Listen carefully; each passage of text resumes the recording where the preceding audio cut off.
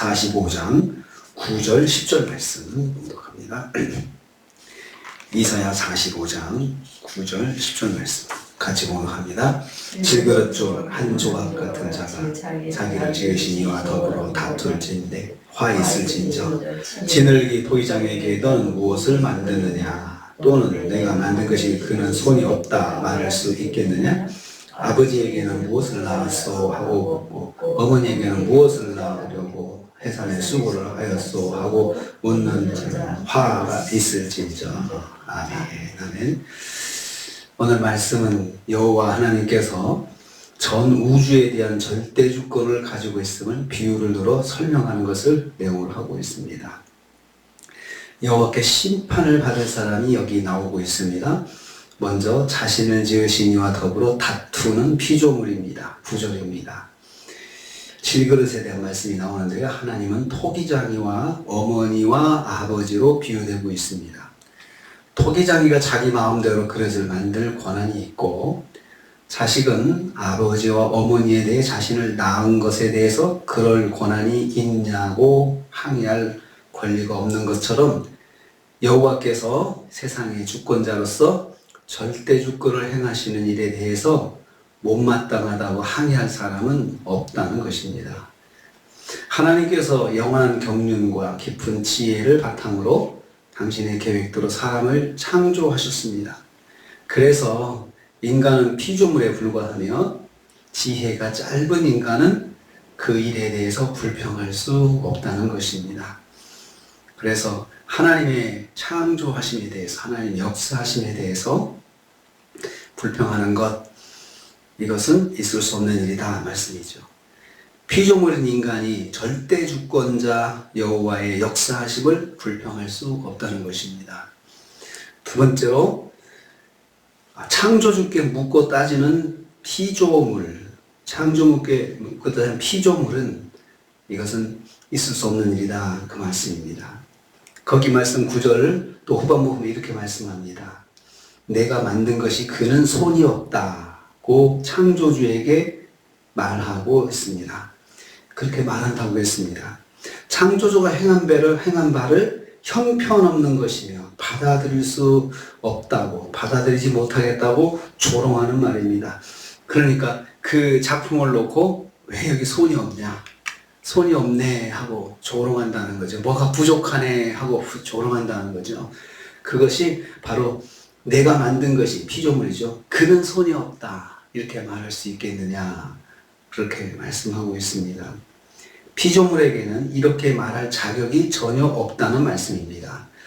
이어서 자녀들이 자신을 낳아 기른 부모를 향해서 혹은 가정 밖의 다른 사람이 한 가정의 아버지와 어머니에게 왜 그런 자녀를 낳았는지 또는 그런 자녀를 낳을 권리가 어디 있는지 등을 항의할 수 없음을 말씀하고 있습니다. 같은 의미를 반복함으로써 그런 물음과 항의는 성립되지 않는 불합리한 것임을 강조하고 있습니다.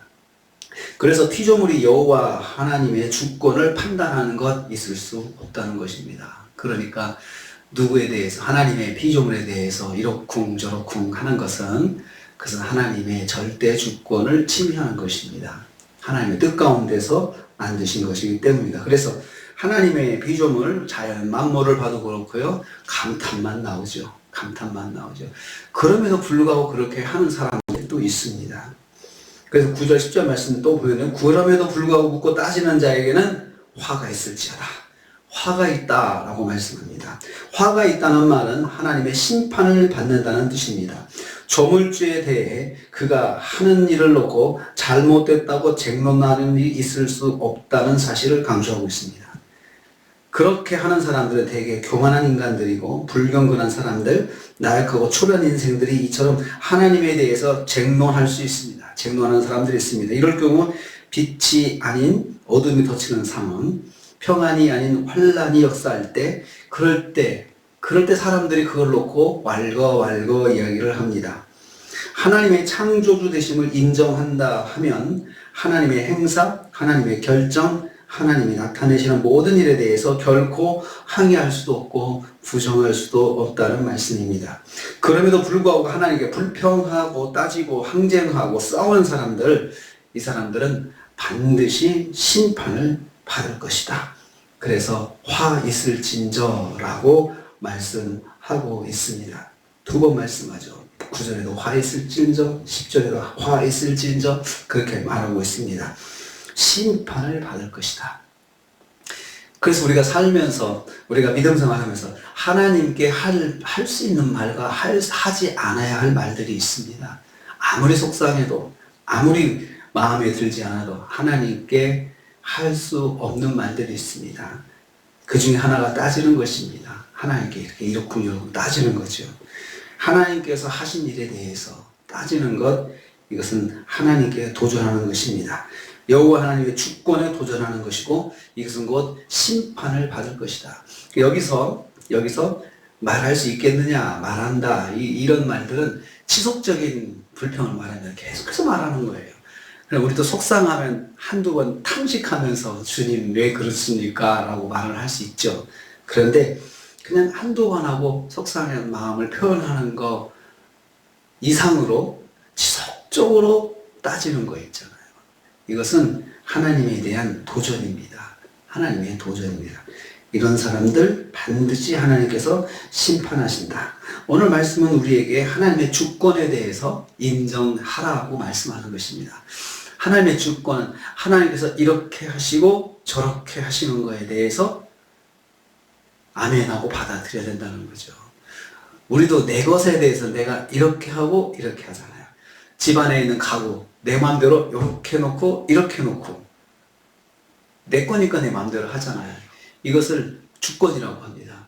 하나님께서 세상의 만물의 주인으로서 이렇게 행하시고 저렇게 행하시고 또 깊은 섭리 가운데 뜻과 경륜 가운데서 하나님께서 이렇게 행하시고 저렇게 행하시고 하는 것에 대해서는 그냥 받아들이고 아멘하고 그것을 따라가야지, 그걸 가지고 불평하고 따지고 지속적으로 하나님 앞에 그 도전하는 자세를 가지는 사람은 하나님께 대한 도전입니다. 그래서 심판하신다는 것입니다.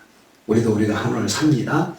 우리 하루 가운데 하나님의 주권이 또 임하십니다. 하나님께서 뜻대로 우리를 인도하시고 만들어 놓으시거든요. 그럴 때 우리가 하나님의 역사하심을 보고 그것을 아멘으로 받아들이고 주님 제가 여기서는 어떻게 해야 합니까? 이렇게 묻고 또 하나님 뜻대로 행하시는 하루가 되셔서 오늘 하루도 주님 안에서 또 승리하시기를 주님의 이름으로 축복합니다. 아버지 하나님,